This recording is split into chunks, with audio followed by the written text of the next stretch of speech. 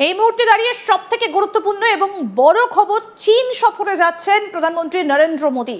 সব থেকে বড় খবর যে প্রধানমন্ত্রী এবার চীনে যাচ্ছেন। আমরা জানি যে এই মুহূর্তে দাঁড়িয়ে ট্যারিফ যুদ্ধ ভীষণভাবে আলোচিত। কিছুদিন আগেই ডোনাল্ড ট্রাম্প তিনি ট্রুথ সোশ্যালে লেখেন ভারতের অর্থনীতি নাকি মৃত। বেজিংয়ে প্রধানমন্ত্রীর যাওয়াকে ঘিরে ইতিমধ্যেই উত্তেজনা তরতর করে চড়ছে যে কেন হঠাৎ চীন সফরের উদ্দেশ্যটা কি। আমরা এই বিষয়গুলো নিয়ে আলোচনা করব। আমাদের সঙ্গে রয়েছেন আন্তর্জাতিক সম্পর্ক বিশেষজ্ঞ অধ্যাপক ডক্টর রাজাগোপাল ধর চক্রবর্তী। আপনাকে স্বাগত জানাই আজ তাক বাংলায়। আমি শুরুতে একটু আপনার কাছ থেকে জানতে চাইবো যে এই যে প্রধানমন্ত্রীর চীন সফরে যাওয়া, বেজিংয়ে যাওয়া এই মুহূর্তে দাঁড়িয়ে কতটা গুরুত্বপূর্ণ? হ্যাঁ, এটাই হচ্ছে বোধহয় বাস্তব।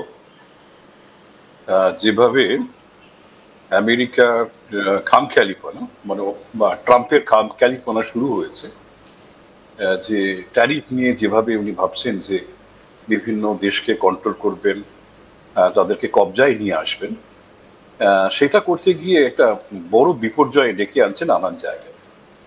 আমাদের দেশের উপরে এই মুহূর্তে বলেছে 25% ট্যারিফ লাগবে, প্লাস হচ্ছে যে পেনাল্টি লাগবে। সে পেনাল্টিটা কতটা কিছু বলছে না, বলছে তোমরা রাশিয়া থেকে তেল কিনছো তাই পেনাল্টি দিতে হবে। এবং রাশিয়া থেকে তেল কেনা আমরা আমেরিকাকে জানিয়েছিলাম যে আমরা হচ্ছে অয়েল কনজিউমিং কান্ট্রি, যত তেল হয় তা আমাদের দেশের যা তেল আছে তাতে হয় না, আমাদের তেল আনতে হয়। 85% তেল আমাদের আনতে হয়। এই জায়গায় দাঁড়িয়ে যে তেলটা রাশিয়ান ইউরাল, যে ওদের এটা ব্র্যান্ড নেম হচ্ছে ইউরাল, আমরা সেটা কিনি।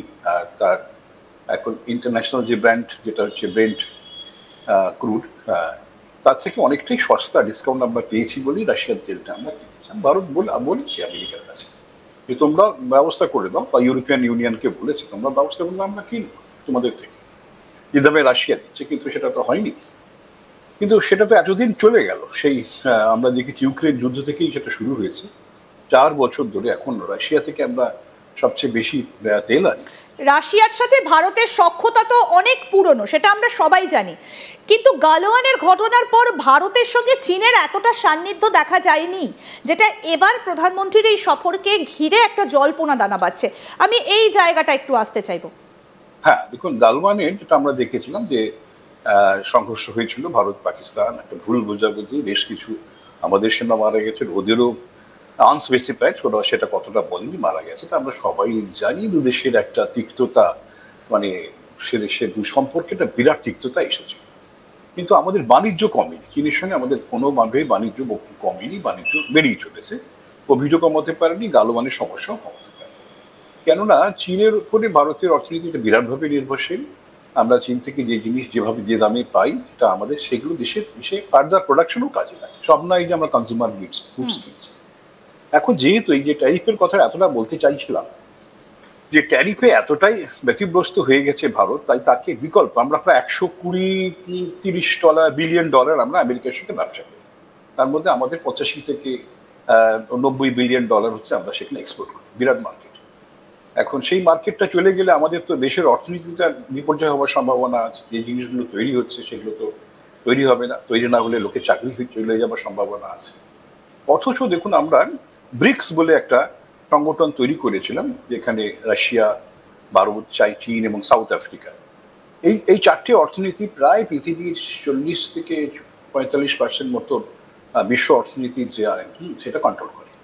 কিন্তু এদের সবার মধ্যে সম্পর্ক ভালো না থাকায় ব্রিক্স সেভাবে অগ্রগতি করতে পারিনি। এখন ব্রিক্সের চেয়ারম্যান হচ্ছে ভারত, খেয়াল রাখতে হবে, ব্রিক্সের চেয়ারম্যান ভারত। আমরা দেখেছিলাম ব্রাজিলের সম্মেলন ঘটে গেল। এখন ভারত এই মুহূর্তে মনে করছে যে পুরনো চীনের সঙ্গে যে সম্পর্ক যেটা আমাদের ছিল, চীনের সঙ্গে তো আমাদের কয়েক হাজার বছরের ভালো সম্পর্ক, কিছুটা তিক্ততা এসেছে। এখন সেটা যদি মানে পুরো সম্পর্কের একটা বড় অংশ ছিল সিল্ক রুটের ব্যবসা এবং সেখানে সাংস্কৃতিক বিনিময়, যাই হোক সেই জায়গায় যাচ্ছে না। এখন আমাদের যদি আমেরিকার এই খামখেয়ালিপনাতে যে বিরাট বাজার নষ্ট হচ্ছে, বাজার হারিয়ে যাওয়ার সম্ভাবনা আছে, দেশের অর্থনীতিতে বিপর্যয় হওয়ার সম্ভাবনা আছে, যেখানে ট্রাম্প বলছেন একটা মৃত অর্থনীতি, যাই হোক, এই জায়গায় দাঁড়িয়ে আমরা প্রমাণ করতে চাই আমরা মৃত নই, আমরা সজীব। আমরা চীনের সঙ্গে যদি দেখা যায়, সাংঘাই কোঅপারেশন সামিটে যাচ্ছেন আমাদের প্রধানমন্ত্রী, সেখানকার সেটাই লক্ষ্য। কিন্তু তার যে সেই উপলক্ষে যে চীনের নেতৃত্বের সঙ্গে নিঃসন্দেহে কথা বলবেন। চীনও অধীর আগ্রহে আছে, কেননা দুই দেশ মনে করে যে চীনও কিন্তু ব্যাপকভাবে ক্ষতিগ্রস্ত।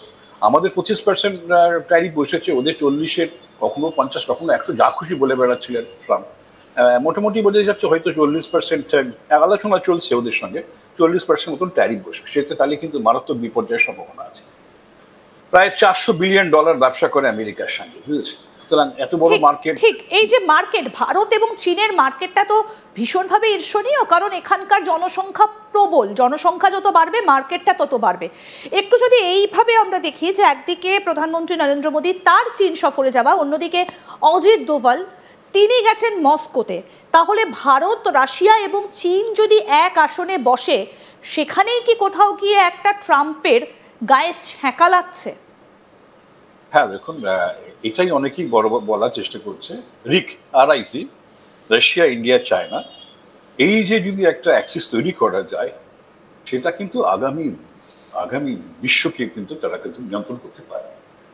এখন সেটা আমি একজন চীনের অনুরাগী হিসেবে চীন দেশে বহুবার যাওয়ার সুবাদে বারবারই বলার চেষ্টা করতাম চীনের সঙ্গে ভারতের সম্পর্ক পুনর্নির্মাণ করা দরকার, সম্পর্ক ভালো করা দরকার। যাই হোক, সেটা নানান কারণে তৈরি হচ্ছিল না। অনেকে ভাবছিল চীন একটা বড় শত্রু। আমেরিকাকে অনেকে ভেবেছিল ট্রাম্পের অভিষেকে ভারতের বুঝি বিরাট সুবিধা হবে, কিন্তু কিছুই ঘটেনি। যখন তখন কিন্তু অপারেশন, আমাদের তো এটাও আমরা দেখেছি যে গত 2 মাস আগে যখন অপারেশন সিন্দুর চলেছিল, সেখানেও তো চীন যে সরাসরি ভারতের পক্ষ নিয়েছে এমনটা নয়, পাকিস্তান ঘেঁষেই তো কথা বলেছিল।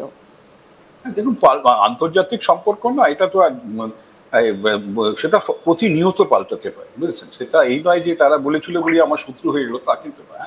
তখন পাকিস্তানের সঙ্গে সম্পর্ক ছিল। এখন দেখা যাচ্ছে পাকিস্তানের সঙ্গে আমেরিকা কিভাবে সম্পর্ক জুড়তে চাইছে। হ্যাঁ, আসিম মুনিকে তারা ডেকে নিয়ে এসে ভালো করে খাইয়েছে।